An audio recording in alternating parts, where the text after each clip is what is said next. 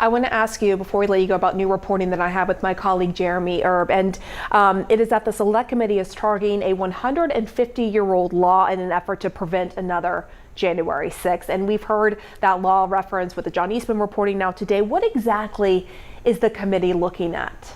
Wait, are they referring to the Electoral Count Act? Yes, the Electoral Count Act, yes. Well, look, the Electoral Count Act was simply an attempt to put some meat on the bones of the skeleton of the 12th Amendment. And the 12th Amendment is what governs our joint session of Congress when we get together to receive Electoral College votes sent over by the chief executives of the states who are reporting, like the governor of Pennsylvania, here are the electors that have been decided upon by the people of Pennsylvania in our election. Okay, so the Electoral Count Act describes what happens. It was in response to a very close, controverted presidential election in 1876. It took them like a decade to try to figure out what these details would be. Parts of it are somewhat inscrutable, but we have stuck to it very closely. One of the things that Eastman was talking about was just trying to get the vice president to declare that the Electoral Count Act was unconstitutional and the vice president was going to impose his own system under his dream.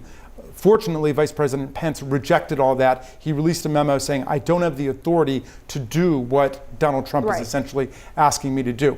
But we need to clarify that the vice president's role is an administrative role.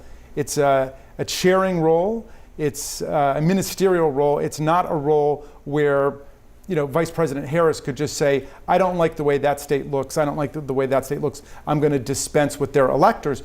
By the way, the state legislatures from Pennsylvania, Arizona, and Georgia never asked for their electors to be returned. On the contrary, they were certified in those legislatures. The governors turned them over, so it was all made up when you've got Steve Bannon or Eastman running around saying the states could give. The point is, I think what happened with January 6th and all the efforts to overturn the election results is that this law clearly could be clarified. There could be more clarified, and that is something that the committee. We agree with that this law could be tightened up to make sure nothing like 2020 January 6th ever happens again. And that means we can tighten up the procedures for objections, for voting on objections, and for making sure that the popular will is vindicated. The Electoral College is an old and somewhat creaky institution. To the extent we're going to keep it, we've got to make sure that the popular will is protected at every step along the process, because Donald Trump has now essentially thrown every phase of the process into question.